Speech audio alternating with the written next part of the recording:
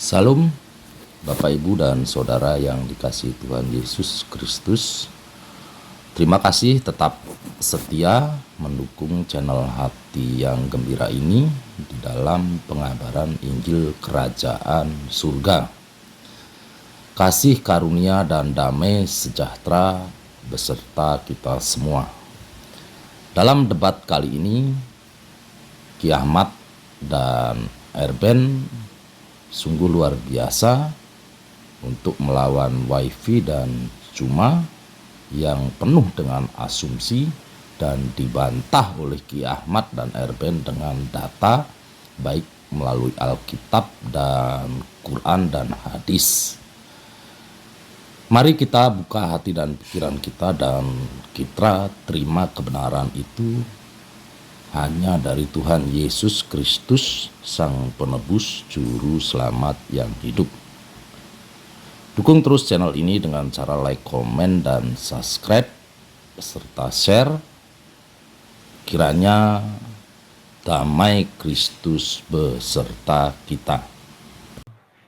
4, 3, 2, 1 ya, waktunya udah habis. Sekarang waktunya untuk kiamat. Silakan kiamat 5 menit dari sekarang. Pak Erben aja dulu. Silakan Pak. Oh oke. Dengan Pak Erben terlebih dahulu 5 menit dari sekarang dimulai. Alkitab sangat setuju mengatakan bahwa Yesus itu nabi. Tetapi Yesuslah satu-satunya nabi yang tidak berdosa, satu-satunya nabi yang punya ajaran etika dan moral yang sangat sempurna, satu-satunya nabi yang mengalahkan iblis, mengalahkan maut, satu-satunya nabi yang membawa manusia dijamin masuk surga, dan satu-satunya nabi yang sudah terangkat hidup dalam kemuliaan ke surga, dan satu-satunya nabi yang menyediakan tempat di surga buat para umat yang ditebusnya, dan satu-satunya nabi yang menjadi raja segala raja di akhir zaman, dan hakim yang adil. Jadi kalau orang mengatakan Yesus bukan nabi, itu justru bertentangan dengan ajaran Alkitab. Baru kalau dikatakan lagi tadi tentang bahasa Yunani, sebenarnya orang yang menolak bahasa Yunani sebagai bahasa kitab Injil adalah orang yang buta sejarah. Karena bahasa Yunani pada zaman Yesus itu adalah bahasa internasional. Dan menurut saya si Cuma ini perlu belajar sejarah. Karena di Qur'annya sendiri juga memakai kata Injil. Kata Injil itu berasal dari kata Yunani, Evangelion di situ ya. Baru kalau dikatakan Paulus itu musuh daripada Yesus, ini kembali lagi bahwa Cuma ini buta sejarah. Karena catatan sejarah, Yesus lahir itu di tahun 4 atau 5 sebelum Masehi, sedangkan Paulus itu lahir di tahun 3 Masehi. Jarak Yesus dengan Paulus 7 tahun. Sedangkan menjadi seorang rabi itu usia 30 tahun. Jadi ketika Yesus berusia 30 tahun, berarti Paulus masih berusia sekitar 25 tahun. Dia belum menjadi seorang rabi.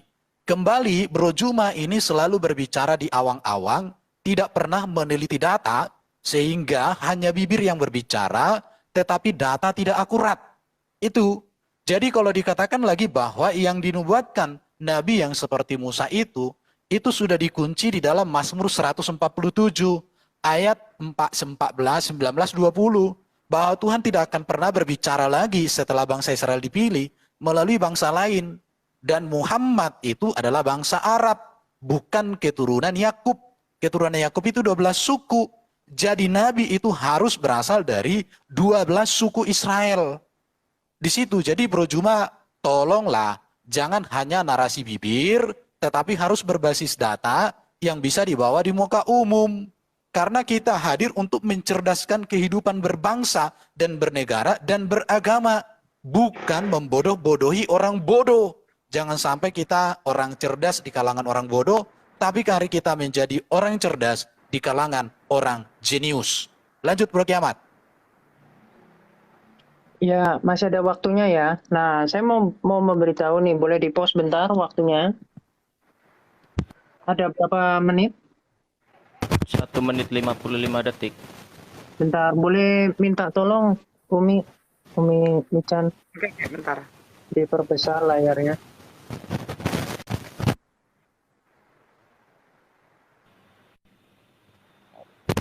Ya,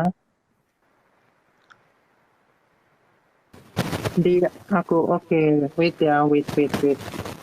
Aku tunjukkan dulu cover bukunya ya. Jadi supaya teman-teman bisa belajar ya dari buku ini. Jadi kadang saya miris kalau ngobrol sama teman Islam tapi nggak ngerti literatur sama sekali. Jadi langsung ngomong misalkan Kristen itu agama pagan, ya. Jadi artinya belum belajar sama sekali tentang Islam. Jadi begini ya, Dibuka ini saya datanya tunjukkan. dulu aja Kiamat. Buka dulu Ya. biar saya start Oke, waktu. sudah aman. Oke, saya Terima start kasih ya. waktunya, silakan. Ya, di sini dikatakan gini ya, sebelum Islam datang, ya, penduduk Arab menganut agama yang bermacam-macam dan Jazirah Arab telah dihuni oleh beberapa ideologi keyakinan agama. Bangsa Arab sebelum Islam telah menganut agama yang mengakui Allah sebagai Tuhan. Jadi itu sejalan ya dengan Quran surah 16 ayat 57 dan surah 53 ayat 19 sampai 21 di mana di situ Allah itu mengakui dirinya adalah sesembahan pagan. Makanya itu Allah ini ya menolak gitu dia mempunyai anak perempuan dan seterusnya karena memang orang-orang pagan saat itu menyebut nama Tuhannya siapa di sini Allah sebagai Tuhan mereka. Jadi Allah ini bukan proper name tapi generic name. Kalau proper name itu nama Tuhannya umat Islam siapa, ya jangan Anda sebut Allah karena itu nanti sama dengan orang-orang pagan saat itu jatuhnya ya. Karena makna dari Tuhan Allah itu apa? Allah itu adalah sesembahan dan Alkitab itu sepakat dengan itu. Jadi kalau ada yang menyembah dewa ya dia kalau dia dalam perjanjian baru dikatakan teos gitu ya. Kalau teos itu bisa dewa-dewa, bisa ini ya. Jadi tergantung nanti konteksnya, bisa malaikat-malaikat dan seterusnya. Jadi penting untuk memahami bahasa ya supaya nggak terjebak dengan kaidahnya sendiri. Kemudian kepercayaan Islam ini itu diwarisi secara turun-menurun ya sejak Nabi Ibrahim alaihissalam dan Ismail alaihissalam. Makanya nggak heran ketika Muhammad ya dikatakan dia itu menceritakan cerita dongeng ya di dalam surah 8 ya, QS 8. Saya lupa ayatnya, nanti saya bisa tunjukkan lah. Nah itu dikatakan cerita-cerita dongeng, jadi yang disampaikan oleh gini, surah 8 ayat 31. Nih bisa saya langsung tunjukkan, boleh di pause bentar? Saya langsung ingat ya. Jadi Tuhan Yesus memberikan hikmat ya. Ayat 31 nih. Kita lihat. Jadi Al-Quran Waktunya itu udah sebetulnya, habis, Kiamat. waduh ya ini. Hanyalah dongeng-dongeng orang terdahulu nih. Al-Quran tidak lain hanyalah Udah habis, dongeng-dongeng Sob, orang Kiamat. terdahulu. Oke, terima kasih. Ya, Dinda Wafi silakan.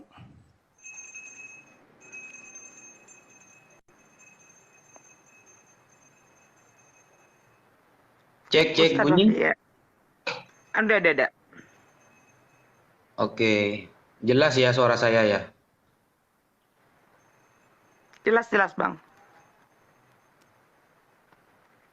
Ini gini. Bismillahirrahmanirrahim. Masalah Mas Erben sampai bilang bodoh-bodoh barusan ya agak etis lah. Nggak usah gitulah, kita diskusi aja gitu. Nggak usah bilang apa membodohi orang yang bodoh begitu. Sampean itu kalau diskusi fokus aja sama narasi Bang Zuma, nggak usah seperti itu.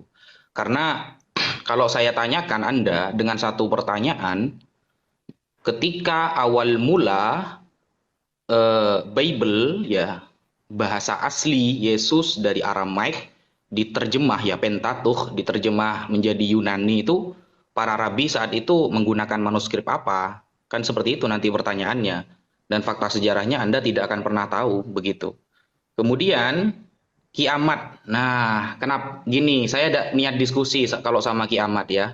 Saya cuma niat ngajari dikit biar agak terbuka pikirannya gitu, Mas Kiamat. Tadi sampean menggunakan surah Al-Anfal ayat 31 bahwa Al-Quran itu isinya dongeng-dongeng terdahulu. Kenapa saya malas diskusi dengan Anda? Karena Anda itu cuma comot-comot, kemudian tidak dibaca secara sempurna dan dipahami dan disimpulkan sendiri. Padahal di dalam surah Al-Anfal ayat 31 itu gini deh. Wa idza tutla 'alaihim ayatuna qalu qad sami'na law nasha'u laqulna mithla hadza in hadza illa asatirul awwalin. Dan apabila ayat-ayat kami dibacakan kepada mereka, mereka ini orang-orang kafir. Kalau Al-Quran dibacakan kepada orang kafir ini akan berkata, sesungguhnya kami telah mendengar ayat-ayat seperti ini. Jika kami menghendaki, niscaya kami dapat membacakan yang seperti ini. Al-Quran ini tidak lain hanyalah dongeng-dongeng orang terdahulu. Jadi orang yang mengatakan Al-Quran itu dongeng terdahulu itu orang kafir. Makanya sampean bernarasi seperti itu karena Anda kafir. Begitu. Itu orang-orang Quraisy di sana dengan kesombongannya mengatakan ketika dibacakan ayat Al-Quran, mereka mengatakan hadza asatirul awwalin. Ini hanya dongeng-dongeng terdahulu gitu loh. Makanya saya males diskusi sama Kiamat ini apa? Nyomot, nyimpulkan, pakai tafsir tadi bilang ahlul kitab ini minoritas. Loh, Nabi itu pendatang di Madinah. Ahlul kitab itu mayoritas di sana. Seperti itu. Anda kalau nggak paham sejarah Islam, janganlah deh, nggak usah diskusi. Belajar dulu sama saya, nggak apa-apa, di Zoom berdua gitu. Karena gabrul nantinya membawa tadi ya, apa data yang dibawa tadi, bahwa dulu sebelum Islam datang, orang-orang sudah beragama apa itu? Agama dengan menyebut nama Tuhannya adalah Allah. Itu nggak diteruskan narasinya, coba diteruskan. Di bawahnya ada tulisannya itu bahwa agama itu disebut oleh Allah dengan agama Hanif. Itu ada perinciannya. Agama Hanif itu memang ada. Makanya Sayyidah Khadijah itu agamanya Hanif. Hanif itu artinya lurus, tidak bengkok, tidak nyembah berhala gitu loh. Sekianlah. Oke, jadi tidak tersentuh ya tema kita ya, bahwa Nabi yang sama seperti Musa itu adalah baginda Rasulullah Muhammad SAW dan bukan Paulus. Kalau Paulus ini jelas dia Nabi palsu yang dinubuatkan Yesus yang datang dari tengah-tengah Bani Israel itu sendiri. Kisah Para Rasul 13 nomor 1, Saulus itu adalah nabi di Antioquia. Nah, terkait dengan nabi yang sama seperti Musa, diterangkan di dalam Kejadian 25 nomor 15 yang menghuni utara kota Madinah, itu disebut tema di dalam kitab Kejadian. Lalu kemudian Rasul Muhammad SAW dikatakan pula bahwasanya di dalam sirah Nabawiyah tanggal 12 Rabiul Awal 1 Hijriah umat Islam hijrah dari Mekah ke Madinah, dan setahun kemudian tepatnya tanggal 17 Ramadan tahun 2 Hijriah umat Islam kemudian berhasil mengarahkan orang-orang kafir Mekah dalam peperangan Badar Kubra. Nah, ini adalah perang pertama umat Islam berhadapan dengan kaum musyrikin Mekah, dan mereka kaum musyrikin ini adalah keturunan dari Bani Ismail yang disebut Khedar. Dan itu tertera di dalam nubuatan Yesaya 21 nomor 16 nomor 17. Dalam setahun lagi menurut masa kerja prajurit upahan, maka segala kemuliaan Khedar akan habis, dan dari pemana-pemana yang gagah dari Bani Khedar akan tinggal sejumlah kecil saja. Ini kira-kira kalau dari Yesus, siapa pasukan Yesus yang datang kemudian membasmi ya daripada kemuliaan Khedar ini? Adakah?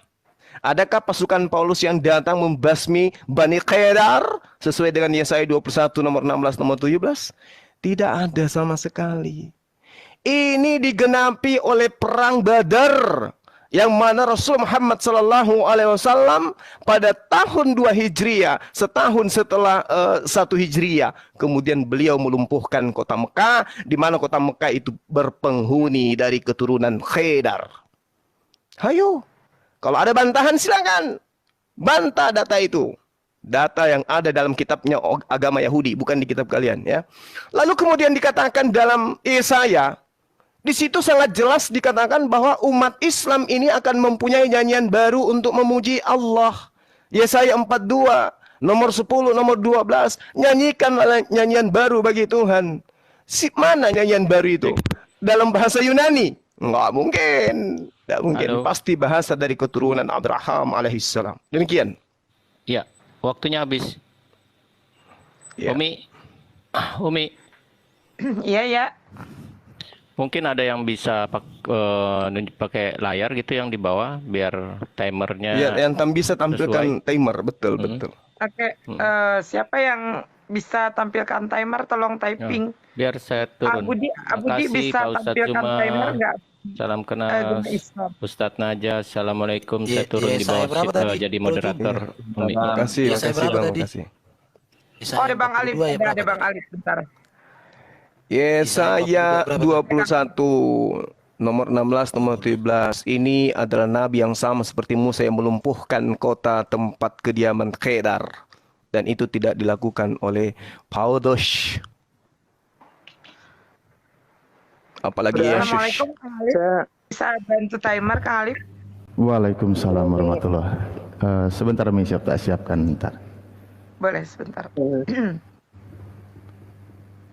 Umi Michan minta ini dong, apa frame biar aku Minta apa? bisa. Permen.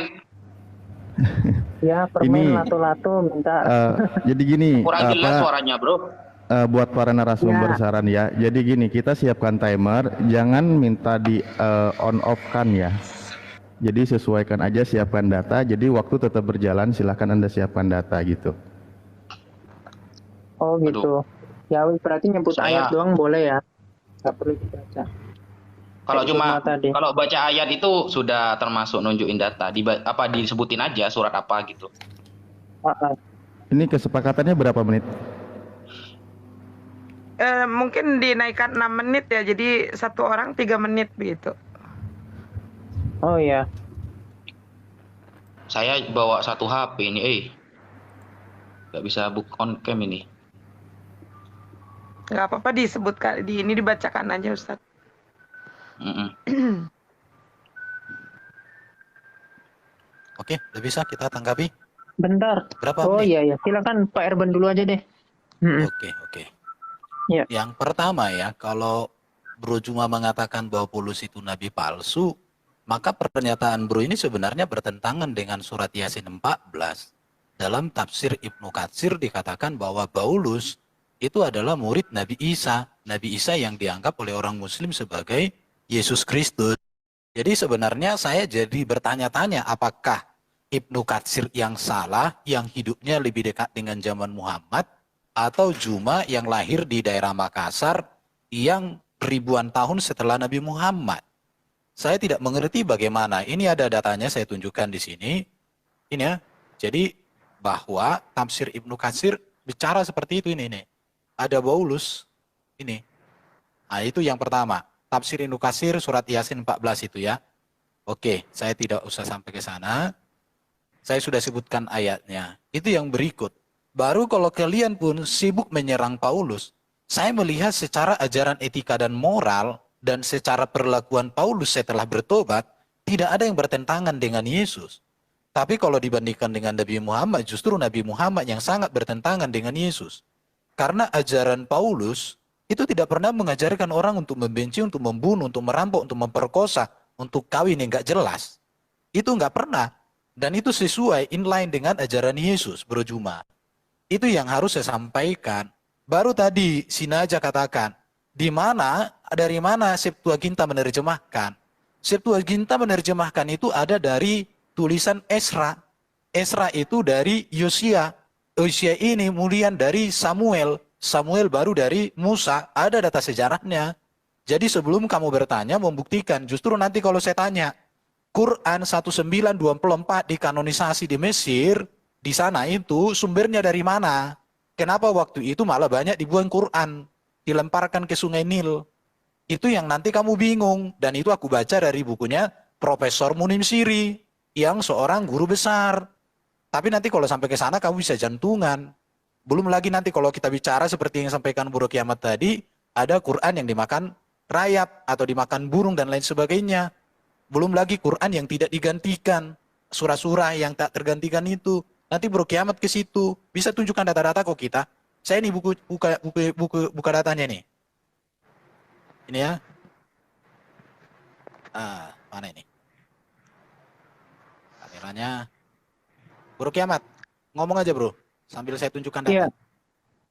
Ya, jadi Al-Quran itu sebenarnya mengalami rekonstruksi ya. Kalau barangkali teman-teman Muslim yang mau menutup-nutupi, jadi ada juga versi Hafs. Hafs itu kalau menurut Musnad Ahmad jilid 2 itu dikatakan pendusta. Ini saya bisa menunjukkan nih tentang editing dari Quran ya, dari buku. Silakan Pak Edwan. Nanti. Udah lanjut aja.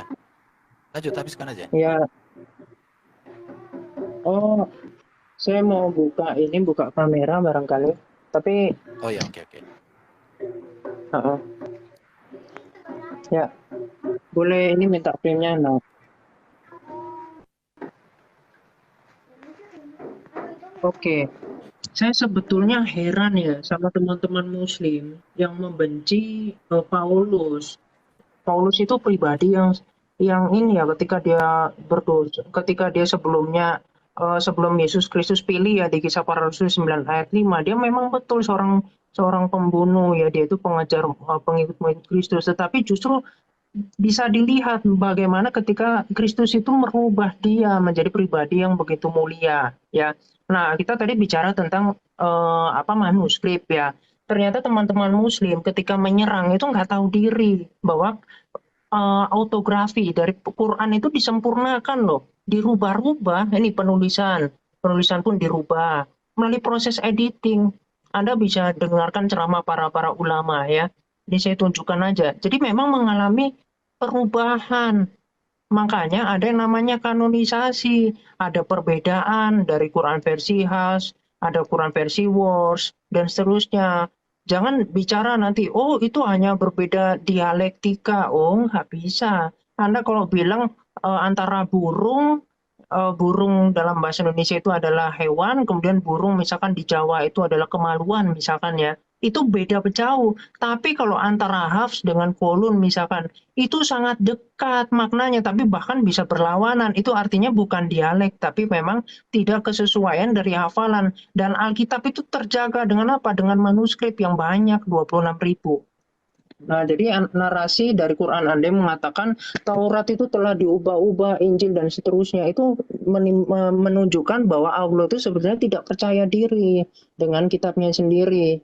Artinya apa? Artinya kita perlu membuktikan sebetulnya yang menerima wahyu itu siapa. Ya misalkan, tadi kan membandingkan Paulus ya, pribadi Paulus. Saya mau menunjukkan ya, misalkan ini saya udah bosen ya, Nabi Muhammad itu menikahi anak kecil.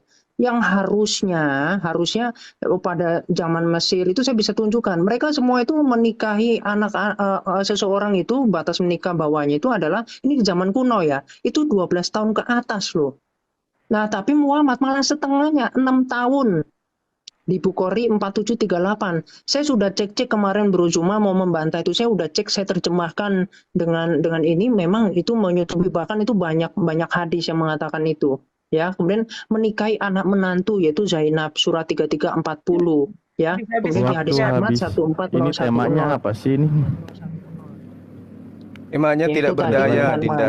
Temanya ketidakberdayaan. Bingung saya ini. Iya, tadi kan ke Paulus ya, saya bahas ke Muhammad, jangan marah-marah. Ya, Nabi yang sama seperti Musa, apakah Paulus pendiri Kristen atau baginda Rasulullah Muhammad SAW? Itu poinnya. Jangan bawa-bawa Ibnu Katsir. Kalian malu nanti kalau saya jelaskan Ibnu Katsir tentang Paulus itu. Karena Paulus itu binatang di neraka menurut Ibnu Katsir. Oke, lanjut. Silakan Dinda Wafi.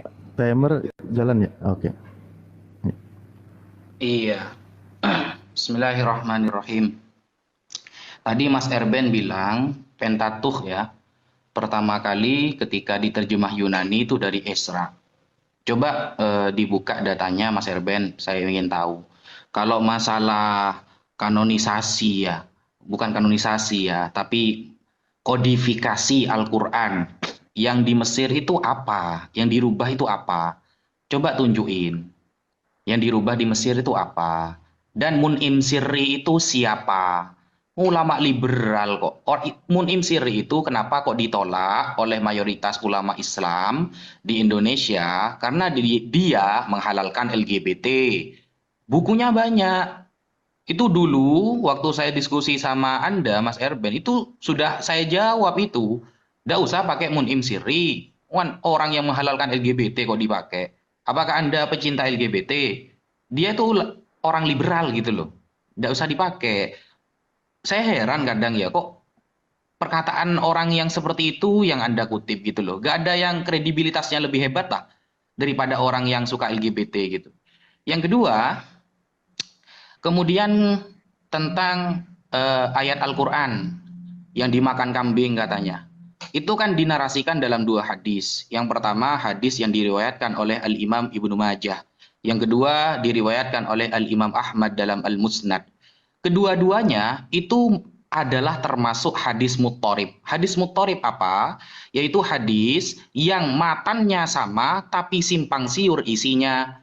Hadis muttorib itu tergolong dhaif. Kenapa? Karena periwayatannya simpang siur dan rawi-rawinya tidak terpercaya. Gitu. Makanya belajar ilmu hadis dulu. Jangan narasi dulu gitu loh. Apalagi sampai mengeluarkan surah Yasin ya, ayat 14. Ketika di sana mengatakan inna ilaikum lamursalun. Di dalam tafsir Ibnu Katsir ditulis Yohanna dan Paulus. Yohanes dan Paulus. Anda harus tahu, penulisan tafsir Ibnu Katsir itu menuliskan beberapa macam riwayat tanpa menyebutkan riwayat ini benar atau tidak. Nanti pembenaran atau tidaknya, Imam Ibnu Katsir menulis kitab yang lain khusus untuk riwayat tersebut. Namanya Kitab Al-Bidayah wan Nihayah. Itu nanti di sana Anda akan melihat bahwa riwayat dalam surah Yasin 14 tentang Yohanes dan Paulus itu adalah riwayat maudhu, riwayat palsu. Harus tahu metode penulisan kitab tafsir itu gimana gitu loh Mas Erben. Padahal sudah saya jawab dari dulu, itu gak mudeng-mudeng sampean ini. Apalagi kalau kita melihat ya seperti Imam Ibnu Taimiyah, kemudian Imam Ibnu Katsir, Imam Ahmad, semuanya mengatakan Paulus itu nama binatang di neraka jahanam. Ada yang mengatakan nama batu di neraka jahanam. Ada juga yang mengatakan nama jurang di neraka jahanam. Itu Paulus bahasa Arabnya. Begitu. Mau nggak dibilang Paulus itu jurang di neraka jahanam? Kan modiar kamu nanti. Lanjut Bang Zuma. Iya, jadi tak berdaya kalian ya untuk kemudian menyatakan nabi yang sama seperti Musa. Jadi perdebatan kalian tadi dengan Unirifa itu menjelaskan tentang nabi yang sama seperti Musa yang jago perang itu. Kalau Paulus Paulus jago apa ya? Lalu kemudian di dalam Yesaya 5, kalau kamu baca satu perikop, di situ terang dikatakan bahwasanya ini bukan isapan jempol belaka. Ini penggambaran bagaimana sebuah kota kemudian yang atributnya sebagai kota Tuhan. Allah tetapkan kota itu sebagai kota yang suci. Orang-orang yang tidak bersunat nggak boleh melintas di situ. Orang-orang yang bersunat kalau lewat di situ dikejar sama onta. Jadi ini bukan bayonan biasa ya. Ini bukan bayonan orang Muslim. Ini fakta. Ya, bukan guyon. Ini analisis yang menyeluruh. Bahwasanya ketika dikatakan kelimpahan dari seberang laut akan beralih kepadamu. Ini di mana terjadinya? Di Vatikan. Di Yerusalem. Sejumlah besar onta akan menutupi daerahmu. Ini di mana? Segala kambing domba Kedar keturunan Ismail itu di mana? Dan Nebayot juga anak Ismail itu di mana? Untuk ibadahmu ini di mana ini? Binatang-binatang keturunan Ismail dia jadikan sebagai sandaran ibadah yang kamu hujat tadi. Aku akan menyemarakkan rumah keagunganku, bait suciku. Ini di mana? Diagungkan ini di mana ini? Orang-orang asing akan membangun tembokmu. Ini di mana ini? Mereka akan menyebut engkau kota Tuhan. Itu di mana? Apakah Yesus pernah membentuk kondisi ini terjadi? Tidak. Paulus bisa? Tidak. Tak bisa. Dan itu hanya bisa dilakoni oleh baginda Rasulullah Muhammad SAW. Makanya di dalam Yesaya 42 diterangkan, lihat itu hambaku, kepadanya aku berkenan, dia akan menegakkan hukum-hukum kepada bangsa-bangsa. Siapa hamba Tuhan yang dimaksud? Paulus. Jadi kalau Anda itu hanya membahas kemudian dari Google, buka ini, Anda itu harus mengikuti cara umat Islam dong. Ketika umat Islam mengatakan Yesaya 60 nomor 5 sampai nomor 14, di situ bisa buka kitabnya. Tapi kalau kau katakan di Google hadis Bukhari Muslim halaman sekian, nomor sekian, memang ada di kitabnya umat Islam. Itu yang Anda harus pelajari dulu. Ya, silakan. Oke. Selanjutnya dari pihak Kristen, Umi moderator ya. Enggak, Kak Alif aja. Umi udah dari malam ini suara udah habis. Suara. Fokus di topik ya, fokus di topik pembahasan. Ya, silakan. waktu akan berjalan ketika berbicara, silakan. Aku mau tunjukkan data dong. Bro Kiamat siap ya? Siap, siap, siap. Iya. Ini saya tunjukkan datanya. Kalau tentang Paulus itu sebagai murid Isa yang terkemuka di dunia dan di akhirat, Isa yang tidak dijamah oleh setan itu ada ini. Tapi kalau tafsir ini salah ya terserah kalian, itu hak kalian juga kawan-kawan muslim. Nggak peduli saya, mau kalian katakan. Tapi di dalam tafsir dikatakan, sedangkan nama rasul yang ketiga ialah Paulus, dan nama negerinya ialah Intakia. Maka ketiga utusan itu berkata ke penduduk tersebut. Jadi di sini, tapi kalau kalian bilang artinya Paulus gini-gini, ini terserah kalian. Artinya bagi saya tafsir Ibnu Katsir di dalam surat Yasin 14 jauh lebih terpercaya daripada kalian berdua. Karena kalian itu nggak punya kompetensi untuk menuliskan tafsir dan belum diakui oleh Kemenak. Ini sudah diakui oleh Kementerian Agama Republik Indonesia. Ini dia. Jadi sebelum kalian protes ke saya, maka protes dulu lah ini. Oke, itu aja untuk hal itu. Kalau untuk Paulus ya saya katakan Paulus ini seorang yang peperangannya tidak mengangkat pedang. Tapi bagaimana dia bisa mengubah orang yang membenci Kristus dan bahkan ingin membunuh dia menjadi orang yang mengasihi Kristus dan mengasihi Paulus. Menurut saya itulah peperangan yang paling hebat dan itulah cara-cara murid-murid Yesus berperang. Jadi mengubah orang yang membenci menjadi orang yang mengasihi Kristus. Tidak dengan pedang. Makanya murid-murid Yesus itu ketika memberitakan Injil tidak mengangkat pedang. Bahkan Yesus ketika Petrus hendak mengangkat pedang, jangan. Siapa yang menggunakan pedang akan mati oleh pedang. Di sini. Jadi luar biasa lagi Yesus itu. Di situ, bro. Kalau masalah Yesaya 21 ayat 16 sampai 17, justru menurut saya ini ucapan ilahi terhadap Arabia. Sebab beginilah firman Tuhan kepadaku, dalam setahun lagi menurut masa kerja prajurit upahan, setahun lagi, jadi nggak berlaku lagi di zaman Arab. Karena jarak Yesaya dengan Muhammad itu ribuan tahun. Yesaya ini sekitar tahun 800 sebelum Masehi. Sedangkan Muhammad itu di tahun 700. Berarti ini jaraknya sekitar 1500 tahun. Sementara di sini dalam setahun lagi. Jadi Bro Juma ini mengutip sesuatu tapi tidak membaca. Tidak mengerti. Anda harus tahu bahwa Yesaya dengan Muhammad jaraknya ribuan tahun. Sementara di sini dalam setahun lagi. Dan dari pemanah-pemanah yang gagah perkasa. Dari Bani Kedar akan tinggal sejumlah kecil saja sebab Tuhan Allah Israel telah mengatakannya. Jadi tidak ada hubungan. Baru siapakah nabi yang cocok dengan nabi yang dinubuatkan oleh Musa? Saya katakan itu bukan tentang Paulus dan itu bukan tentang Muhammad. Tapi itu lebih tepat kepada Yesus. Kenapa?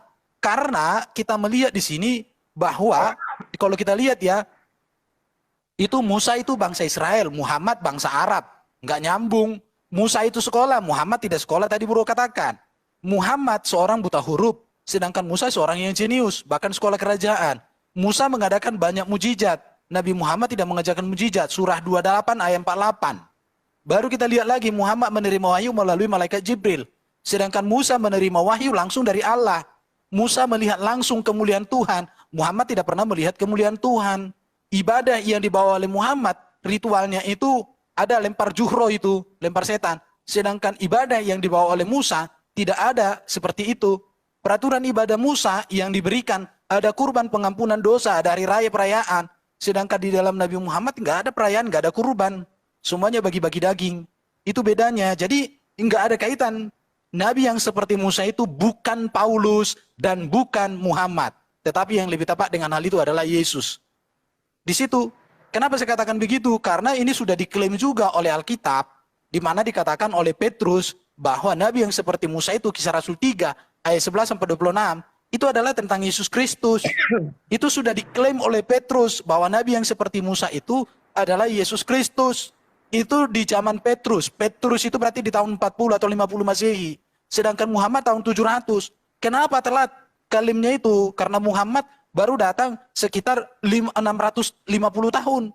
Bahkan padahal itu sudah diklaim oleh Petrus sebagai Yesus Kristus. Nah itu lanjut Bro, apa Kiamat? Sorry, waktuku habis baca. Ayo, Ya, jadi boleh minta frame-nya dulu. Ya, nah jadi saya melanjutkan ya. Jadi ketika mau membandingkan Musa dengan Muhammad, tentu saya mau menunjukkan perbedaannya. Nah, misalkan Muhammad, tadi kan udah saya tunjukkan. mengawini anak di bawah umur. Tapi ini standarnya adalah ini ya. Coba saya tunjukkan ya.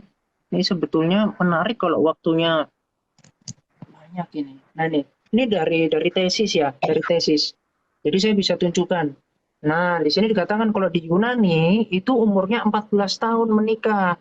Kalau misalkan di Romawi kuno itu 12 tahun ya wanita tuh. Di Mesir kuno itu wanita 12 tahun.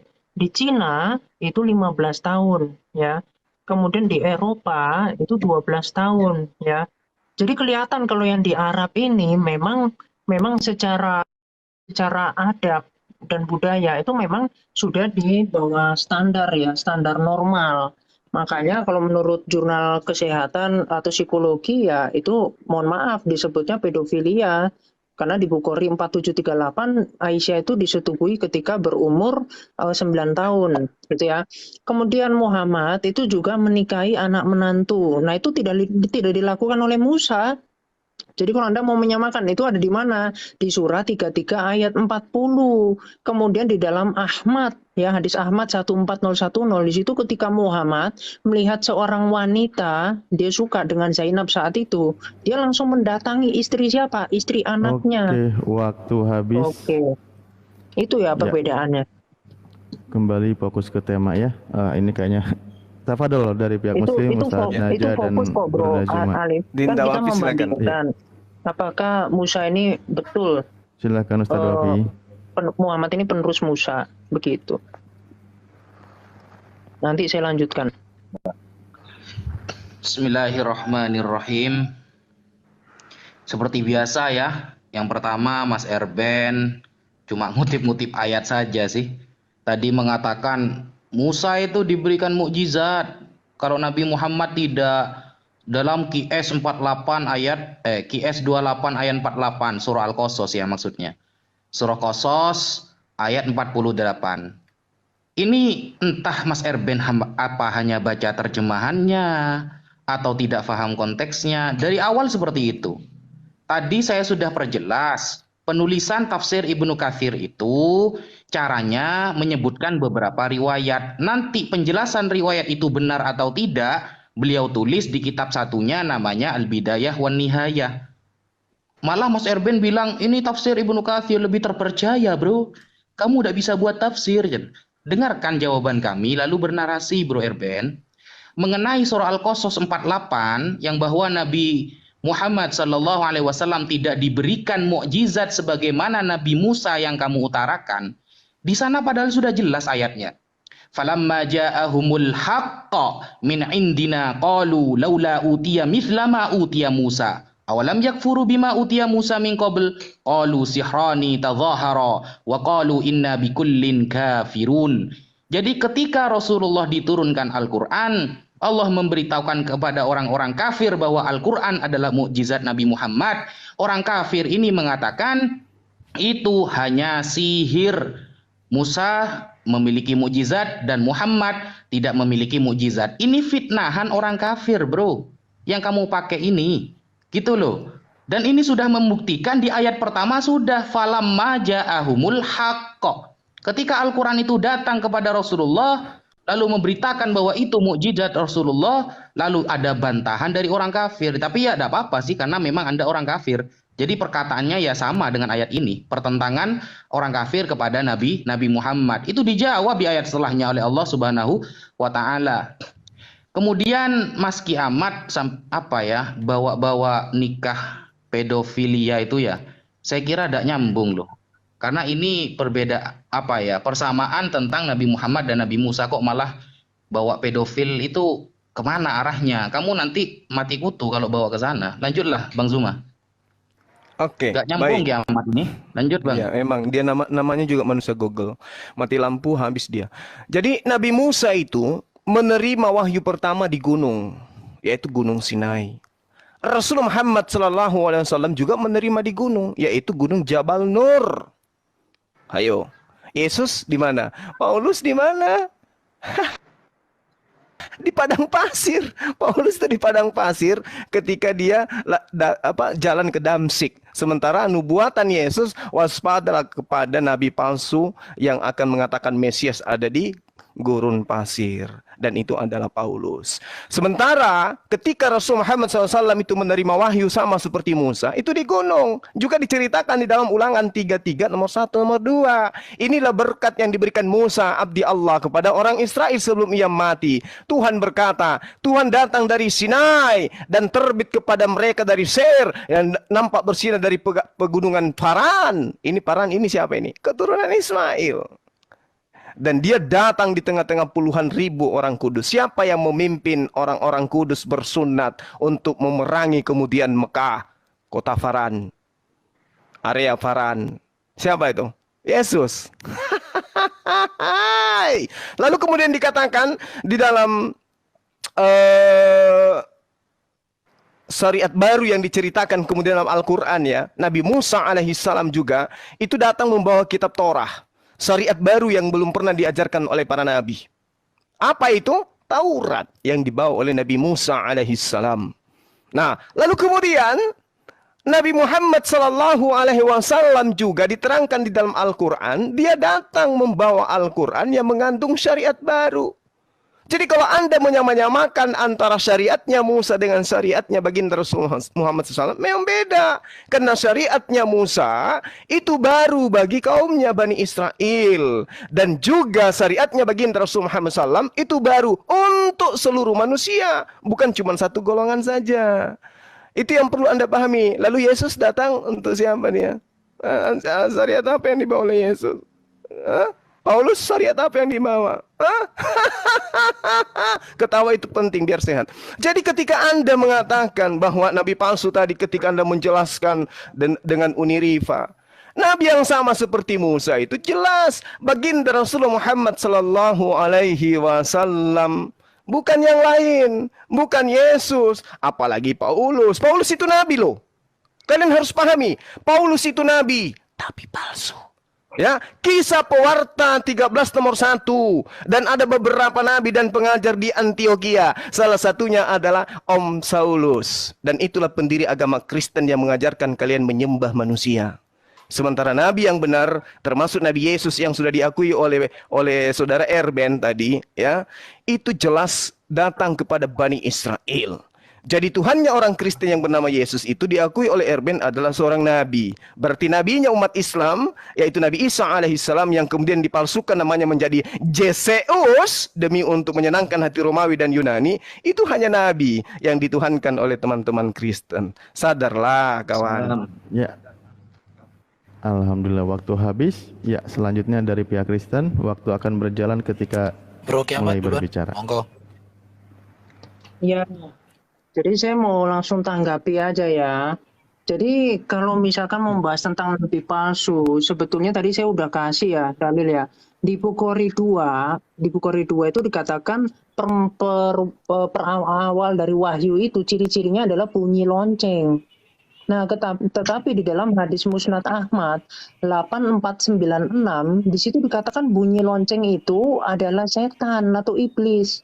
Makanya saya nggak heran ketika misalkan turun ayat ya, misalkan Muhammad itu bebas ya menggauli mantan istrinya walaupun diceraikan. Itu ada di dalam Tabari ya, di dalam surah surah 2 ya, Al-Baqarah ayat 229. Kemudian yang tadi menikahi anak menantu ya. Kemudian misalkan dia bebas menyetubuhi siapapun yang dia inginkan. Bahkan saya bisa tunjukkan ya nanti di dalam surah 33 ayat 51. Jadi orang-orang itu bisa mendatangi Muhammad, wanita-wanita, dan kemudian tanpa mahar itu boleh dengan Muhammad ya. Kemudian itu ada di Tabari. Kemudian mendatangi istri orang yang tadi saya pertegas di dalam Ahmad 14010 ya, Ustadz Ahmad.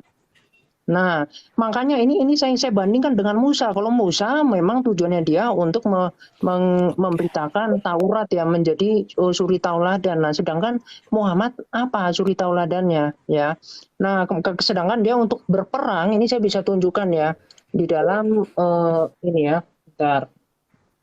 Ibnu Hisham. Nih, boleh diperbesar dulu frame-nya.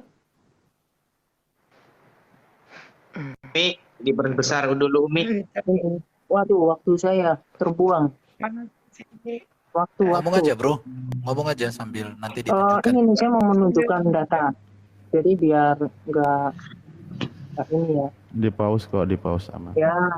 Jadi ini Ibnu Hisham ya, Ibnu Hisham. Jadi teman-teman bisa baca. Ini ini ya tentang ini permulaan dakwah dengan terang-terangan. Jadi kenapa terjadi perang? Nah, ini perlu diketahui bahwa Muhammad itu melakukan penistaan agama. Jadi nih, jadi ketika Muhammad itu memberitakan tentang Islam kepada orang Quraisy secara terang-terangan, mereka itu nggak ada masalah ya. Ini ketika orang-orang Quraisy tidak mengutuki Muhammad sama sekali. Tetapi beda ketika Muhammad suatu saat menyebut Tuhan mereka dan menghinanya, ya sampai kemudian orang-orang Quraisy itu mengecam Abu Thalib. Abu Thalib ini adalah paman Muhammad yang seorang pimpinan dari Quraisy. Jadi mengatakan gini, hai Abu Thalib, sesungguhnya keponakanmu telah menghina Tuhan kita. Makanya nggak heran terjadi perang, karena tabiat dari Muhammad ini itu adalah penista, ya seperti apa, mencaci maki agama kita, membodoh-bodohkan mimpi-mimpi kita, dan menuduh sesat nenek moyang kita. Jadi nggak heran kalau kemudian terjadi perang. Jadi jangan menyalahkan, oh itu orang-orang yang mengecam, yang menyakiti hati Muhammad dan seterusnya. Nah itu kan hati kalian yang ingin mengkultuskan Muhammad sebagai nabi, yang mana Muhammad itu sebetulnya bukan nabi, yang tidak ada nubuatannya di dalam kitab-kitab sebelumnya, hanya narasi kosong yang tidak terbukti, gitu ya. Nah, kemudian kalau tadi kita bandingkan dengan Musa. Musa itu adalah seorang nabi yang sangat mulia ya. Berbeda dengan Muhammad. Muhammad ini punya kekuatan lato-lato setara 30 laki-laki. Itu ada di dalam Bukhari 260. Kemudian Muhammad itu pernah melakukan KDRT kepada Aisyah. Ya, bisa saya tunjukkan, itu dipukul dada Aisyah sampai sakit. Itu ada di dalam hadis ini ya, bentar, Nasai ya atau Bukhari, nanti saya tunjukkan itu ya, kalau misalkan teman-teman muslim nggak tahu itu ada ya. Kemudian Muhammad juga pernah kepergok selingkuh ya dengan Maria Kipti, yaitu Hafsah yang memergoki. Itu ada di dalam surah 66 ayat 1, itu ada di dalam Tabari ya. Kemudian itu dipertegas kisahnya itu di dalam hadits. Nah, apakah Maria Kipti itu dinikahi? Maria Kipti itu kan adalah budak ya. Itu sampai Aisyah itu sampai cemburu itu waktu itu. Sampai akhirnya turun ayat gitu ya. Untuk Muhammad yang 1 bulan tidak menyetubuhi, akhirnya diperbolehkan. Yaitu fatwa 90455. Di situ dikatakan Muhammad tidak menikahi Maria Kipti.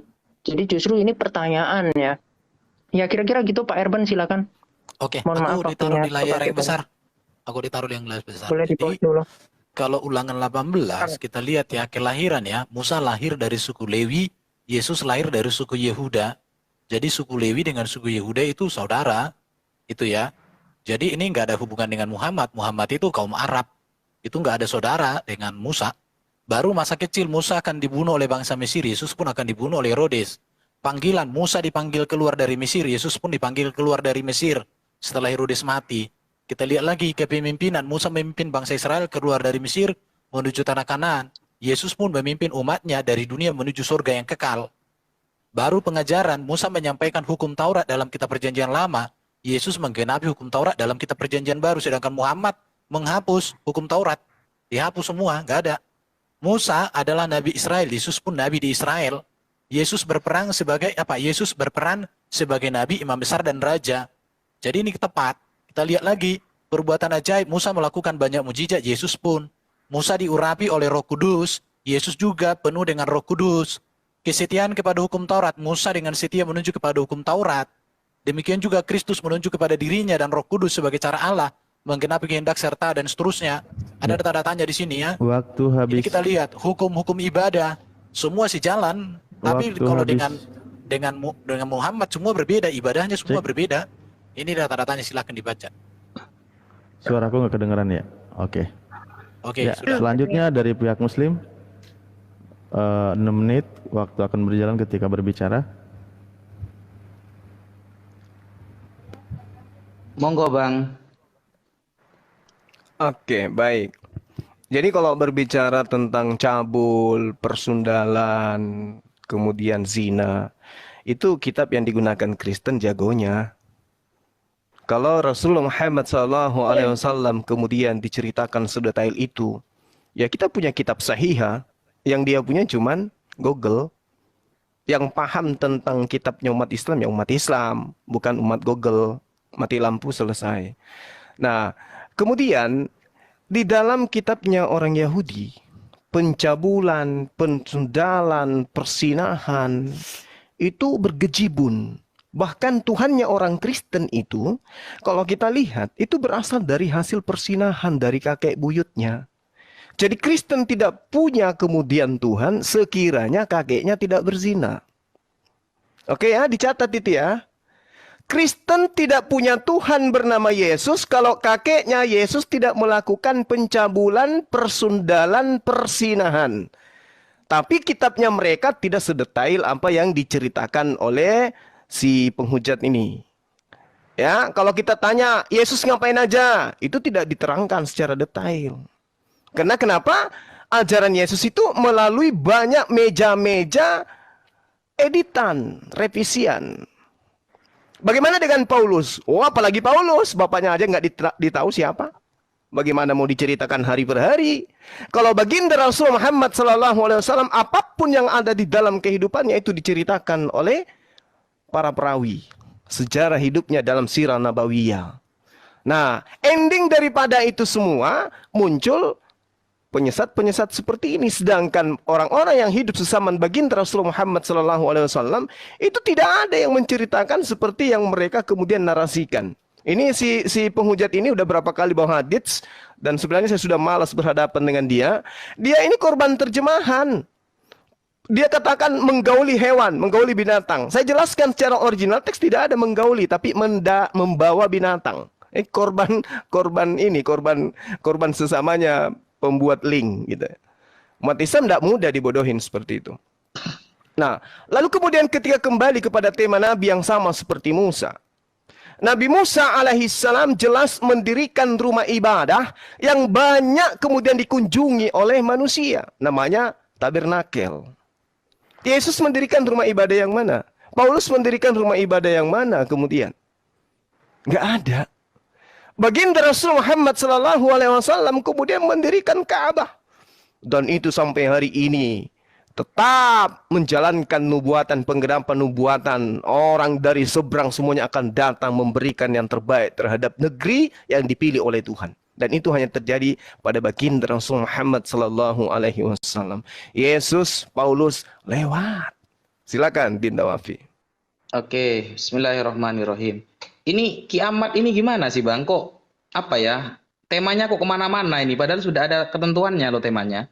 Nabi Muhammad dan Musa temanya itu. Berdaya, tak berdaya. Ini sampai lari ke peperangan tadi ya. Padahal Musa juga ada perangnya loh. Tadi sampai apa ya? Awal-awal Muhammad perang itu gara-gara menghina sesembahannya orang kafir. Bro, kalau di kitab Anda ada, jangan dibawa ke kita. Gak laku bro. Kamu kan korban salah terjemahan. Kita itu umat Islam akan memandang suatu teks nas dalam Al-Quran dan hadis, adikku kiamat, itu harus memandang original teks. Makanya belajar bahasa Arab bro. Biar lebih akademis gitu loh. Kamu udah baca di Imamat 26 nomor 30. Dan bukit-bukit pengorbananmu akan kupunahkan, dan segala pedupaanmu akan kulenyapkan. Aku akan melemparkan bangkai-bangkaimu ke atas bangkai-bangkai berhalamu. Loh, di sana Tuhan menghina sesembahan umat lain.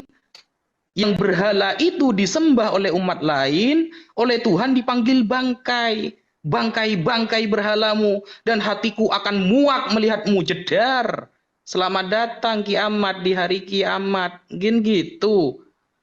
Kalau ada narasi seperti itu, jadi Nabi Muhammad itu coba tunjukkan apa penghujatan Nabi Muhammad kepada sesembahan berhala mereka. Baru kamu bernarasi, gini loh, Nabi Muhammad itu menghina mereka. Gitu. Wah, ini Tuhanmu ngajari bilang bangkai-bangkai berhalamu dan hatiku akan muak melihat kamu. ini juga menista sesembahan para paganisme, kan gitu. Di kitabmu jelas kok gitu loh, bro. Makanya ojo waca terjemahan tok, bro. Aku wek ruturuan iki entek raimu, bro. Emang itu Lanjut, Bang kitabnya, Zuma. Dek. Perasaan itu bukan kitabnya, itu kitabnya orang Yahudi yang mereka ambil terjemahannya tanpa sah, tanpa legitimasi pemberian. Ya, lalu kemudian ketika berbicara mengenai Nabi Musa alaihissalam, Nabi Musa itu memiliki sifat keagungan dalam menyebarluaskan ajarannya, tidak hanya menggunakan dalil, tetapi menggunakan perang. Itu perintah dari Tuhan. Dan itu dilakoni oleh Nabi yang sama seperti Musa. Wong Yesus beli pedang 2 untuk potong bawang aja kok. Apalagi Paulus. Walah, Paulus. Paulus. Dia itu hanya tangan kanan Romawi Yunani untuk melanggengkan ajaran nenek moyang mereka, yaitu ajaran paganisme, penyembahan kepada dewa-dewa. Dan itu kamu imani sekarang. Kiamat lo. Masih mau. Lanjut. Ya, waktu habis Gurunda. Ya, selanjutnya Timer silakan dari plus pihak Kristen. moderator, Fokus pada mohon materi. lebih difokuskan lagi temanya biar gak kemana-mana gitu. Oke. Aku duluan bro ya, Kemal Iya, ya. betul ini. Seandainya Ustadz Wafi nggak manggil D aja, aku udah beda ngomongnya. Sepertinya Oke, kiamat jadi gini. literasi yang Oke, sudah. disiapkan lain dengan tema. Oke. Literasi yang fokus ini. dipersiapkan itu Nah, hanya kami untuk hujatan. timer Oke, juga silakan. ya, bukan robot gitu loh. Oke, sudah siap. Bro Kiamat saya duluan ya. Iya, kalau Bro Erben kan Bro Erben kan Bentar, fokus oke. itu pembahasannya. Sebetulnya- Kiamat yang Oke. kemana-mana. Ya, Nggak apa-apa, sebetulnya bagus kok, begini, Bro Kiamat itu. teman-teman Islam itu memang nggak paham bicara tentang perang, tapi begitu saya tunjukkan data perang, dibilang nggak nyambung, kan lucu. Otaknya yang konslet, kebanyakan minum kencing unta. Itu. Mulai menghujat Ya, saya turunkan unta nih. itu Yang diharamkan. lain aja Oke, ya. sudah. Iya, jadi mesti nyambung Bro Kiamat, ketika mau kasih Kiamat framing, emosi, tapi ternyata guys. ada yang nggak Udah. nyambung sama sekali. Peringatan Nah, kiamat. silakan, mohon Kalau maaf menghujat ya. saya turunkan kamu. Oke ya. Kalau Jadi kalau bisa ganti narasumber oke, aja silakan, sih. nama Panik tunjukkan nih. waktunya, Bro Alif. Silakan Bro Alif tunjukkan waktunya. Saya ini Ada udah mau yang apa lain ini? Sebentar, nggak? sebentar. Ya, monggo Bro Erben, monggo. Oke, yang pertama, Alkitab dari Kejadian sampai Maliaki sudah utuh dan lengkap sekitar 1100 tahun sebelum Quran. Dan kitab itu sudah jujur menceritakan kisah-kisah para nabi atau kisah-kisah tokohnya. Yang berzina diceritakan berzina, yang baik diceritakan baik, yang buruk diceritakan buruk. Kenapa? Karena itu menjadi peringatan dan teguran supaya kita jangan mengulanginya. Tetapi memang orang muslim menjadi bingung. Kenapa? Karena di dalam Quran, kisah-kisah para nabi itu hanya secuil. Ibaratnya kalau fazel, dari 1000 fazel yang ada di Quran itu cuma 2 fazelnya. Sehingga kalian menjadi kebingungan. Jadi Alkitab itu Allah yang jujur dan para nabi yang jujur dan dipelihara oleh umat yang jujur. Sehingga tidak ada di sana polesan-polesan. Oke? Tetapi dosa sebagai dosa harus diberitakan dosa, kebenaran sebagai kebenaran harus diberitakan sebagai kebenaran. Tadi kalau dikatakan sama si Juma, nenek moyang Yesus berzina. Oke betul, Salomo ada melakukan perzinahan, Daud melakukan perzinahan dan itu dosa. Tetapi ingat bahwa Maria itu adalah wanita suci. Dan dia adalah seorang perawat, artinya tidak ada benih biologis di sana oleh orang manusia. Jadi Bro Juma harus mengingat itu kembali. Makanya satu-satunya manusia yang dilahirkan oleh seorang wanita yang perawan hanya Yesus. Dan itu menunjukkan kesuciannya. Dan Yesus satu-satunya yang tidak berdosa seumur hidupnya. Baru tadi ada kau singgung tentang rumah ibadah. Musa mendirikan kemah tabernakel. Dan esensi dari kemah tabernakel itu adalah di situ Tuhan berbicara, di situ ada kurban. Tetapi di dalam Islam tidak ada kurban yang dilakukan di bait Allah. Sedangkan Yesus menggenapi seluruh hukum kurban. Sedangkan Yesus meneruskan, bahkan ketika bait Allah halamannya itu digunakan untuk jualan, Yesus marah. Karena Yesus kenapa? Meneruskan ajaran daripada Musa dan disempurnakan dan digenapi. Tapi kalau Nabi Muhammad itu dihilangkan, tidak ada. Sehingga esensi kurban di dalam Islam dengan esensi kurban di dalam ajaran Musa itu sesuatu hal yang sangat berbeda sekali, bro. Di situ ya. Jadi Tadi juga dikatakan bahwa Quran itu katanya mujizat Muhammad gitu ya. Menurut saya Quran itu juga harusnya dikatakan mujizat daripada Jibril. Karena Jibril lah yang menyampaikan itu kepada Muhammad. Kenapa hanya mujizat Muhammad? Seharusnya juga ikut mujizat Jibril. Bahkan itu harus dikatakan juga mujizat Allah. Kan begitu. Kalau hanya Jibril. Muhammad dengan Jibril menurut saya setara dalam hal itu. Karena Allah kepada Jibril, Jibril kepada Muhammad. Seharusnya Jibril dan Muhammad itu dua bersaudara di dalam pewahyuan di situ. Jadi jangan hanya mujizat Muhammad doang, itu menurut saya. Baru yang mau saya sampaikan lagi, karena ini perlu diedukasi, aku dikasih di layar yang besar dong.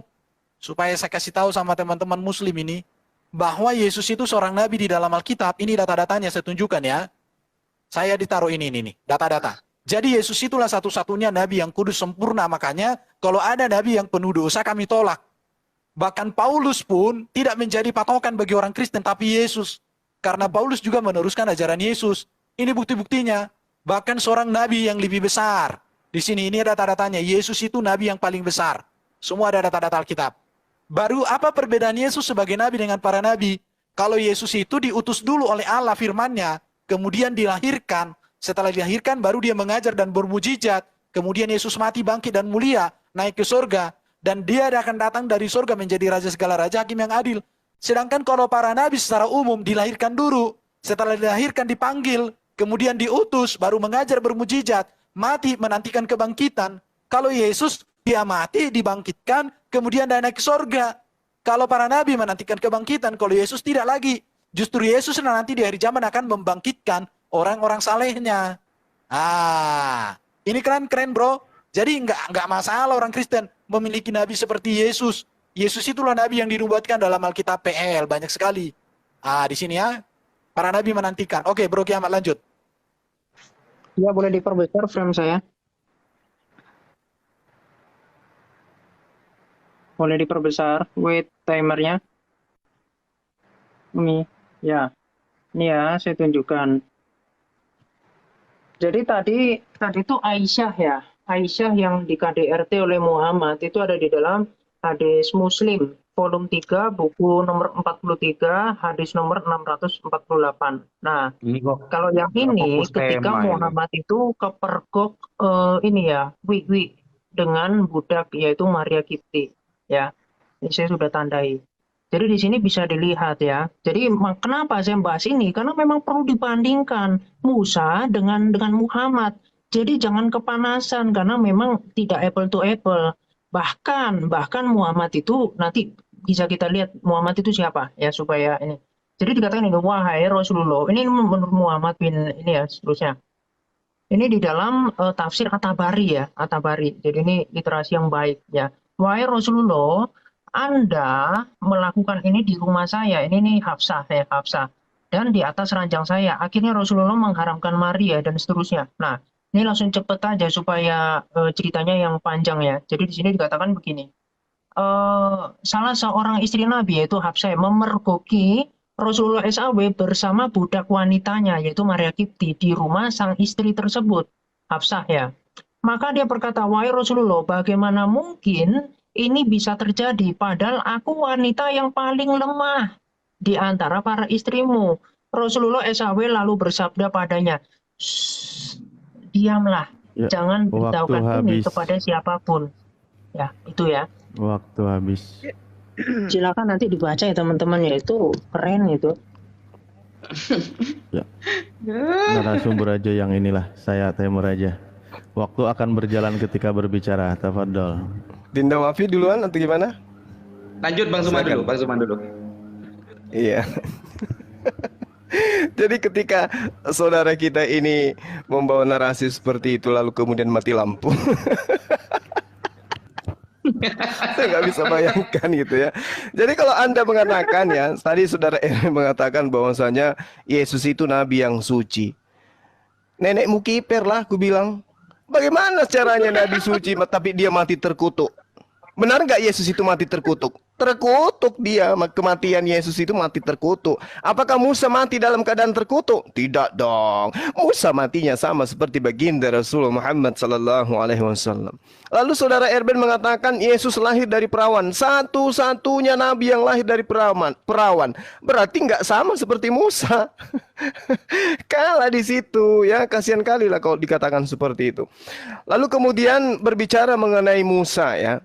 Kalau dikatakan oleh si penyesat tadi, si penghujat ini, Nabi Musa itu menjadi suri toladan. Ya. Tapi faktanya ajarannya tidak ada yang kalian lakukan. Kalian justru meneladani Paulus, pendiri agama Kristen ini. Yesus datang menegakkan hukum ajaran Musa. Jangan kau menyangka aku datang meniadakan. Sesungguhnya sebelum langit dan bumi lenyap, setitik pun dari hukum Taurat tidak boleh dihilangkan. Itu dibantah oleh pendiri agama Kristen. Dengan matinya manusia terkutuk di atas tiang salib, dengan terkutuk, maka dia telah membebaskan Kristen dari kutuk hukum Taurat dan segala ketentuan yang ada di dalamnya. Jadi antara Kristen dengan Yesus itu saling mengutuk. Yesus mengutuk Kristen di dalam Yohanes 7 nomor 47. Terkutuklah orang yang tidak mengenal hukum Taurat. Kemudian orang Kristen melalui ajaran Paulus juga mengutuk Yesus. Terkutuklah orang yang di atas tiang salib. Karena ada tertulis terkutuklah orang yang mati di atas tiang salib. Siapa yang mati di atas tiang salib? Yesus. Kristen mengatakan Yesus itu terkutuk. Jadi antara Kristen dan Yesus saling mengutuk satu sama lain. Nabi Musa tidak ada yang mengutuk dari kaumnya. Baginda Rasulullah Muhammad SAW tidak ada yang kutuk beliau. Jadi yang Nabi sama seperti Musa itu adalah baginda Rasulullah Muhammad SAW. Terkait dengan kurban, Rasulullah Muhammad SAW memberitakan melalui Al-Quran. Bismillahirrahmanirrahim. Qul nazzalahu ruhul kudus min rabbika bil haqqa. Berarti pemberitaan itu datangnya dari siapa? Dari Roh Kudus. Mengajarkan apa? Tentang syariat. Syariat apa? Penyembelihan. Walikulli ummatin ja'alnal mansakal liyazkuru smallah alal ma razaqahum min bahimatil an'am. Setiap umat telah kami syariatkan, telah kami perintahkan, telah kami tetapkan adanya penyembelihan kurban. Kurban di sini Nabi Musa mengajarkan hewan, bukan manusia, Bung. Ajaran menyembelih manusia itu dari Romawi Yunani, apalagi menyembelih Tuhannya sendiri. Hanya ada di dalam ajaran pagan. Paham? Kalau nggak paham, ya silakan. Nawafi dipahamkan, silakan. Ya, bismillahirrahmanirrahim. Iya, saya juga gak habis pikir Bang ya. Waktu buka laptop serius nyari data gitu langsung mati lampu itu gimana kira-kira tuh? Jadi baca Arabnya tidak bisa, hanya pakai terjemahan, disimpulkan lagi. Ya ayyuhan nabi, lima tuharrimu ma ahallallah. Kan itu ayatnya yang dipakai kan? Wahai nabi, kenapa kamu menghalalkan perkara yang diharamkan oleh Allah? Kan seperti itu. Berkaitan dengan ayat tersebut, kalau kita melihat di dalam tafsir Ibnu Jarir, Abu Ja'far At-Tabari, di sana konsep budak di dalam Islam itu masuk hukum fikih, adik kiamat. Jadi kamu harus tahu bab fikih yang namanya Kitabul Itqi, bab pemerdekakan budak. Budak itu apa? Ada budak mu'ahad, ada budak ummul walad dan lain sebagainya. Itu harus pahami dulu. Gitu, konsep budak itu harus pahami dulu. Apakah berarti Islam memperbudak? Loh, justru Islam datang itu memerdekakan budak. Makanya beberapa hukuman dalam Islam, salah satunya itu harus memerdekakan budak, cara membayarnya. Begitu. Nggak paham konsep budak, cuma comot-comot, nanti mati lampu, modiar kamu. Gitu loh. Sebenarnya nggak ada yang bisa saya jawab dari apa yang dijelaskan kiamat ini. Karena apa ya? Tadi cuma muter-muter nyari nyari penjelasan, kemudian dipotong-potong, lalu disimpulkan. Apa yang mau saya jawab gitu? Kiamat. Jadi ayolah adikku kiamat ini agak cerdas lah gitu. Pakai original teks, tafsirnya yang jelas gitu. Jangan kayak gitu, itu nakal namanya. Mending main lato-lato gitu. Lanjut Bang, 1 menit Bang, habisin Bang. Bingung saya mau jawab apa itu. Ini bukan adek, ini suaranya aja yang kayak anak-anak. Udah tua sebenarnya, cuman otak nggak jalan gitu. Jadi ketika berbicara mengenai nubuatan ya yang sama seperti Musa, Anda mau dudukkan Yesus di mana kira-kira? Yesus ini di mana duduknya sama seperti Musa kira-kira? Dari perspektif apa kira-kira? Kesaktian? Mujizatnya? Atau apa yang Anda ingin samakan dengan Yesus? Yesus itu Tuhan menurut Anda, Musa bukan Tuhan. Udah selesai di situ.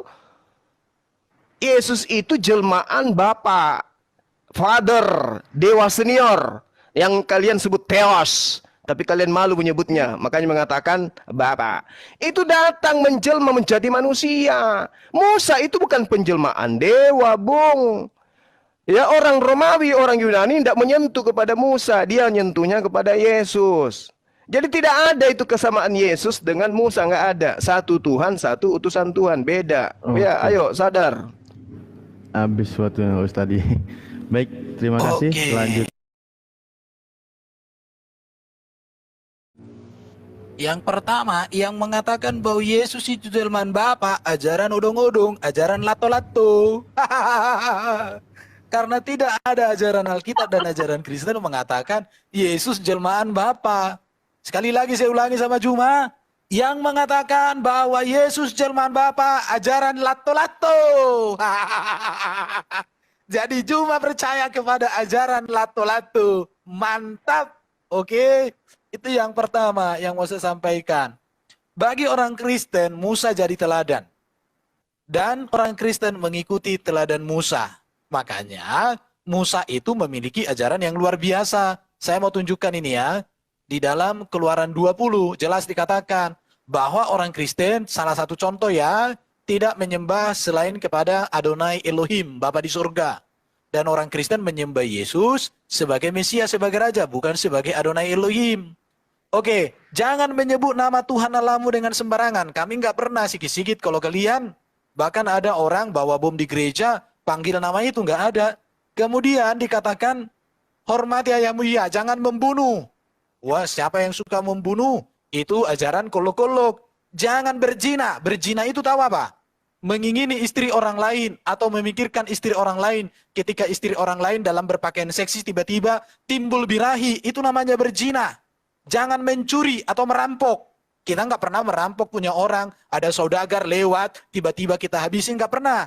Jangan mengucapkan saksi dusta tentang samamu. Nggak pernah berdusta. Jangan mengingini rumah sesamamu. Jangan mengingini istrinya. Nggak boleh. Nggak boleh. Itu ajaran lato-lato. Ya, baru dikatakan di sini semua hukum-hukum Musa kita percaya sebagai kebenaran. Dan Paulus juga tidak pernah melakukan ini. Paulus sebelum bertobat dia pernah membunuh atas nama Tuhannya. Tetapi itu karena dia melakukan kesalahan. Tetapi kemudian dia bertobat. Maka Paulus itu punya catatan negatif sebelum menjadi Rasul Yesus. Tetapi setelah menjadi Rasul Yesus, Paulus itu tidak punya catatan negatif. Berbeda dengan yang itu. Tidak ada catatan negatif ketika dia belum jadi Rasul. Tetapi setelah menjadi Rasul, ada banyak catatan-catatan negatif di mata dunia. Begitu. Jadi di sini kita perlu kecerdasan di dalam memahami. Saya belum menemukan ajaran Paulus bertentangan dengan ajaran Musa. Tidak ada. Justru Paulus menegaskan ajaran itu. Bahkan kalau kita berbicara ajaran Paulus, itu sejalan dengan ajaran Yesus. Kalau dikatakan tadi Yesus terkutuk ya, ini karena orang tidak membaca utuh. Dalam Galatia 3:13 dikatakan, Kristus telah menebus kita dari kutuk hukum Taurat dengan jalan menjadi kutuk karena kita, sebab ada tertulis, tertutuklah orang yang digantung pada kayu salib. Artinya apa? Manusia yang seharusnya terkutuk karena dosa, tetapi Yesus menggantikan, mengambil kutuk yang seharusnya untuk kita, untuk dirinya, sehingga kita dibebaskan dari kutuk dosa itu. Pertanyaan saya, siapa manusia di dunia ini yang kematiannya bisa menyelamatkan, bisa membebaskan orang dari kutuk? Siapa yang kematiannya di dunia ini, yang kematiannya memberikan kita kemerdekaan atas kutuk dosa? Justru, contoh kalau di Muslim, kalau benar Nabi Muhammad itu mati diracun, siapa orang Muslim selamat masuk surga? Karena Nabi itu mati demikian. Karena ada racun itu katanya. Itu yang harus kalian pikirkan. Lanjut Bro Kiamat. Ya, nah jadi begini ya, saya boleh minta frame ya? Saya tolong, bentar di pause dulu. Umi, Itu lagi minta perban katanya. Ya, jadi saya tunjukkan dari ayat ke ayat ya.